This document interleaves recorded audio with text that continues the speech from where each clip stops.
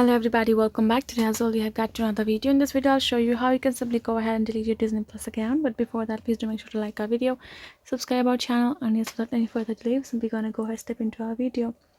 For the matter, first go ahead access your Disney Plus in your mobile phone. Once you have opened up your Disney Plus in your Chrome browser or your mobile's app, any can do. Then afterwards you're gonna go ahead tap on this three horizontal line on top and tap on this option called account.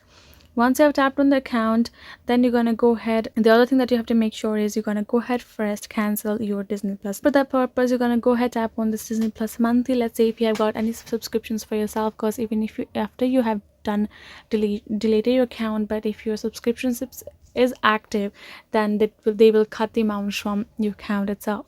So first of all, you have to make sure you have to cancel that Disney Plus your subscription by going to disneyplus.com. Then afterwards you're gonna state yourself a reason why you want to quit Disney Plus. Afterwards confirmation is done, you're gonna go ahead contact Disney Plus itself for them to let them confirm the deletion and delete your account.